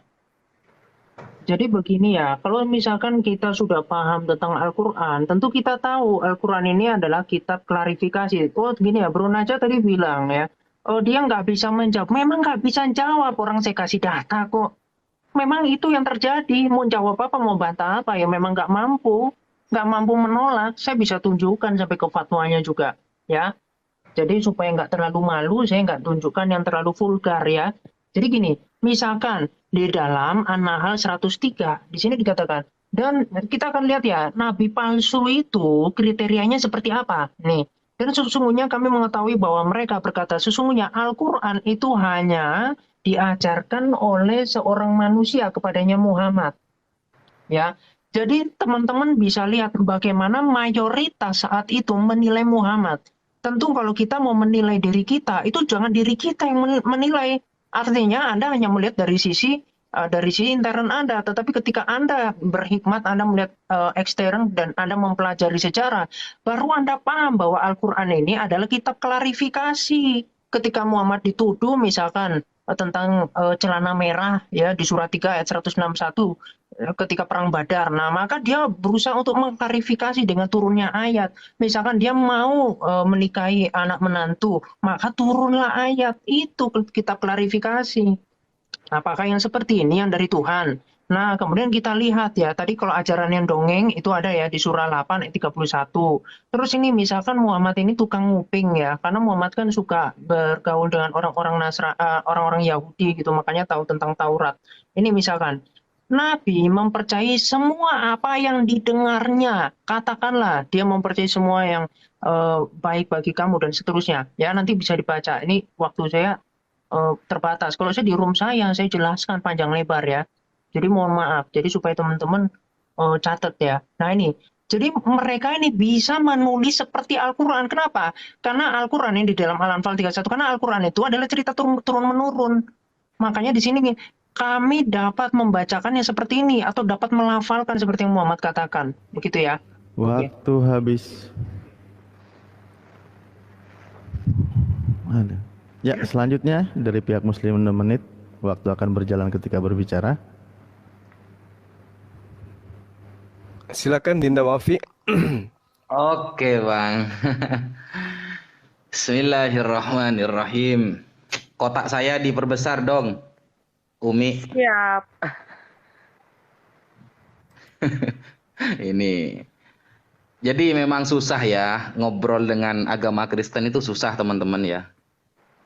Kayaknya hebat gitu, padahal gak ada jawabannya sama sekali gitu loh. Dulu di perjanjian lama korbannya binatang, dalam perjanjian baru korbannya Tuhan. Jadi repot. Perjanjian lama manusia itu mati jika bertemu Tuhan. Keluaran 33 nomor 20. Di perjanjian baru Tuhannya mati ketika ketemu manusia. Ini kebalik ini. Makanya gak sama. Ajaran Musa sama ajaran Yesus sudah sama. Ajaran Romawi bolos. punya merek. Ya itu Bang, di Keluaran 33:20 jelas-jelas yang bertemu Tuhan, yang memandang Tuhan mati pasti, tidak mungkin hidup. Di perjanjian baru Tuhannya yang mati setelah ketemu manusia, kan repot kalau kayak gini. Makanya dulu ya di dalam perjanjian lama cara penyelenggaraan korban itu dengan cara disembelih. Di perjanjian baru malah disalib, kan lucu gitu loh.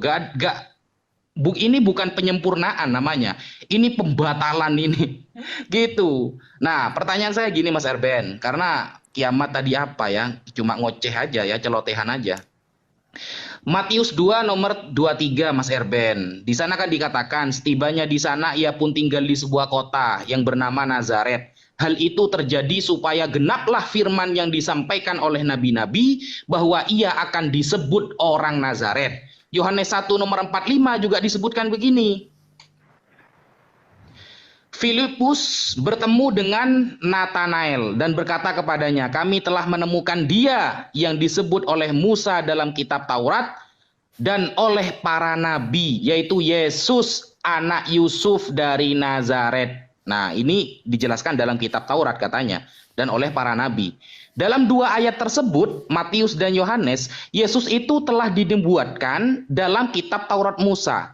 Dalam hal ini perjanjian lama. Sekarang saya nanya, di mana dalam perjanjian lama ada ayat yang secara eksplisit seperti di dalam Yohanes 1:45? Ada kalimat Yesus anak Yusuf dari Nazaret. Coba dijawab Erben. Seperti itu. Kalau Bro Kiamat ini, aduh, ini adik saya ini memang masih lucu-lucunya ya. Yang dibawa ini malah surah An-Nahl ayat 103. Surah An-Nahl ayat 103 itu tuduhan pagan-pagan Mekah kepada Nabi Muhammad. Itu kok malah dibenarkan sama kamu?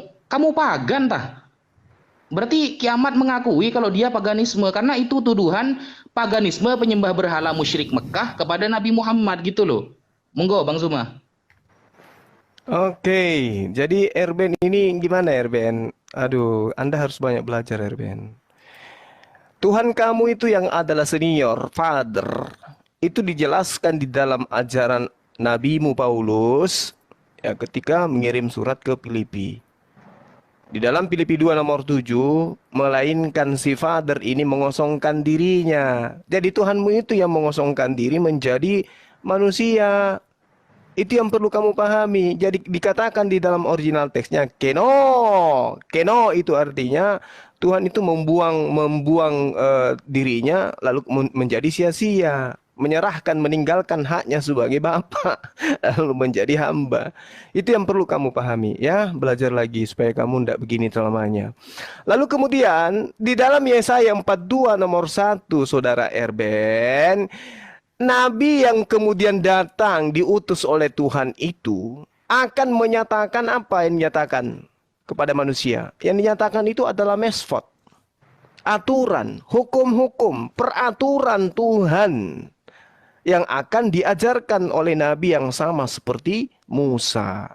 Sementara agamamu itu tidak ada aturan Tuhan di dalamnya. Paulus itu hanya menuliskan berdasarkan apa yang dia mau supaya dia bermegah, bukan firman Tuhan. Lihat hambaku yang kupegang, orang pilihanku yang kepadanya aku berkenan, aku menaruh ruhku ke atasnya supaya ia menyatakan hukum-hukum kepada bangsa-bangsa. Hukum-hukum ini yang harus dinyatakan kepada bangsa-bangsa. Oke? Apa hukum-hukum itu? Ya aturan syariat. Syariat inilah yang harus ditegakkan kepada bangsa-bangsa sehingga berlaku sama seperti Musa. Perilaku Nabi tersebut wajib hukumnya lebih dahsyat dari Musa. Lawang Tuhanmu kau itu bisanya apa? Erben. Kejadian 49 nomor 10. Tongkat kerajaan tidak akan berangkat dari Yehuda. Lambang pemerintahan tidak akan bergeser darinya. Itu cakak. Cakak dalam bahasa Ibrani itu artinya panglima. Panglima yang dimaksud di sini adalah jenderal perang. Makanya dikatakan tongkat kerajaan, lambang pemerintahan. Di situ panglima, cakok. Sedikit-sedikit kau belajar Ibrani supaya kau paham. Lalu dikatakan dia akan menaklukkan bangsa-bangsa. Ketika dia menaklukkan bangsa-bangsa, bahasa Ibraninya yikaha. Yikaha itu artinya menghancurkan, menaklukkan, melumpuhkan musuh-musuh. Apakah Yesus bisa melakukan itu? Paulus bisa melakukan itu? Gak bisa. Lewat. Hanya Rasulullah Muhammad SAW yang kemudian mendirikan panji tauhid di atas muka bumi ini. Belajar lagi kalian. Ya, waktu habis. Selanjutnya dari pihak Kristen, waktu akan berjalan ketika berbicara. Oke, jadi kembali lagi ya teman-teman Muslim ini menunjukkan kegagalan di dalam memahami teks. Suaranya agak kenceng, Pak. Di dalam Filipi pasal 2 yang mengosongkan diri itu adalah Yesus, bukan Allah Bapa atau Adonai Elohim. Karena Yesus menanggalkan keilahian demi dia melakukan tugas sebagai seorang hamba yang taat kepada Bapa di surga. Jadi kembali lagi, baru kalau dikatakan panglima, Yesus panglima. Karena hanya Yesuslah satu-satunya yang datang nanti di akhir zaman menjadi raja segala raja. Dialah yang membinasakan iblis di neraka bersama dengan nabi-nabi palsu dan orang-orang yang sesatkan iblis itu ke neraka. Tidak ada nabi yang bisa melakukan seperti itu. Tidak ada raja di dunia yang bisa melakukan seperti itu. hanya Yesus Kristus. Dan itu semua kepenguasaan. Makanya Yesus katakan dalam Matius 28 ayat 18, "Kepadaku telah diberikan segala kuasa di sorga dan di bumi." Siapa yang memberikan? Bapa di sorga yang memberikan kuasa itu kepada Yesus. Baru kalau dikatakan di dalam Yesaya 42, "Aku telah menaruh rohku atasnya, supaya menyatakan hukum kepada bangsa-bangsa." Anda harus tahu, negara-negara maju dan negara-negara berkembang di dunia ini terinspirasi dari hukum yang ada di dalam Alkitab, khususnya berpedoman kepada ajaran Yesus Kristus. Maka hukum demokrasi itu terinspirasi dari Yesus Kristus, bukan terinspirasi dari nabinya si Juma. Itu, bahkan hukum di Indonesia ini terinspirasi banyak itu dari negara Belanda. Dan itu digunakan di Indonesia sampai hari ini. Jadi jelas sekali, itu luar biasa. Jadi hukum itu apa? Karena tidak ada lagi hukum yang lebih tinggi dari hukum kasih. Tidak ada lagi hukum yang lebih tinggi dari berbuat baik kepada orang yang berbuat jahat. Tidak ada lagi hukum yang lebih tinggi dari mengampuni orang yang berbuat kesalahan. Tapi kalau hukum penggal dan potong, itu memang hukum rimba. Orang berbuat jahat dipotong, itu hukum rimba. Apalagi kalau mengancam orang. Kau harus ikut aku, kalau enggak, ku tebas kau. Itu namanya hukum rimba. Itu hukum rimba, bukan hukum manusia. Oke, lanjut Bro Kiamat. Ya, Lanjut Bro. jadi begini ya. Jadi ketika saya jelaskan memang tidak mau dibantah gitu ya. Misalkan kisah dari Abraham mengorbankan Ishak itu sebetulnya kalau yang paham itu sebenarnya menceritakan tipologi dari sang Mesias ini, yang mana Bapak karena dia mengasihi dunia ini, ya dia mengorbankan anaknya ini. Itu Yohanes 3 ayat 16. Jadi itu makna. Nah, tapi kalau yang ceritanya turun-menurun yang antah berantah, makanya banyak Muhammad itu mendapatkan cercaan ya karena memang orang-orang pagan saat itu, orang-orang di sekitar Muhammad itu sudah mendengarkan semua yang ditulis di dalam Quran. Makanya dia mengatakan di dalam surah 8 ayat 31, Al-Quran itu tidak lebih dari dongeng-dongeng semata. Dan Muhammad itu di dalam surah 9 ayat 61 dikatakan tukang nguping ya. Kemudian di dalam ini saya tunjukkan ya, boleh dikasih frame ya. Di surah 21 ya, nomor 21 ayat 5, di situ dikatakan Al-Qur'an itu hanyalah rekayasa. Nih saya tunjukkan. Jadi makanya saya bilang tadi itu adalah kitab klarifikasi. Karena memang sebetulnya kalau tanpa membaca sejarah pun, tapi kalau rajin umat-umat Islam akan paham. Karena memang nggak nyambung ini ya dengan kitab-kitab sebelum ini. Bahkan mereka mengatakan Al-Quran itu buah mimpi-mimpi yang kacau atau hasil rekayasa Muhammad. Ya, atau bahkan dia hanya seorang penyair. Jadi saat itu banyak penyair ya, bahkan seorang penyair yang kemudian Muhammad itu tersinggung bisa langsung dibunuh. Ya, kemudian di sini cobalah dia datangkan kepada kita suatu tanda bukti seperti halnya rasul-rasul yang diutus terdahulu yang menurut ajaran turun-menurun yang mereka dengar. Misalkan kalau di Indonesia itu apa? Nyi Roro Kidul ya, misalkan nanti Maling Kundang dan seterusnya. Nah, ketika diminta bukti gimana? Nah, jawabannya ada di sini Al-Maidah ayat 101. Jadi kita lihat bagaimana Allah itu Maha Kuasa ya di Arab. Nih lihat. Wahai orang-orang yang beriman, janganlah kamu menanyakan kepada nabimu hal-hal yang jika diterangkan kepadamu justru menyusahkan kamu. Jadi nggak boleh tanya kepada Muhammad. Muhammad ini nabi, katanya Muhammad ini luar biasa dan seterusnya. Tapi kenapa nggak bisa menjelaskan apakah Allah itu ada? Atau Allah itu hanya hasil dari rekayasa umat-umat yang ingin mempunyai kepentingan bisnis ya. Karena itu bisa nanti dijelaskan ya. Jika kamu menanyakan ketika Al-Quran sedang diturunkan, niscaya akan diterangkan kepadamu. Ya, belum tanya, sudah dimaafkan. Allah telah memaafkan kamu tentang hal itu. Jadi kalau membaca ayat Al-Quran itu kelihatan formatnya. Pertama larangan, setelah itu dimaafkan. Itu konsepnya. Kalau nggak gitu, yang terakhirnya itu caci maki misalkan. Orang kafir atau apa ya, bisa di awal, bisa di akhir. Begitu. Jadi, dan Allah Maha Pengampun. Jadi, belum tanya aja, orang nggak ngerti itu sudah diampuni. Nah, kita lihat di dalam 102, alasannya apa? Ini alasan klarifikasinya. Sesungguhnya sebelum kamu telah ada segolongan manusia yang menanyakan hal-hal serupa itu kepada nabi mereka. Kemudian mereka kafir. Lah ini kan terlihat bahwa Allah itu tidak maha kuasa, tidak bisa memberikan kecerdasan kepada Muhammad. Kenapa? Karena memang Muhammad itu diutus untuk umat yang buta huruf. Anda baca di dalam hadis Ahmad.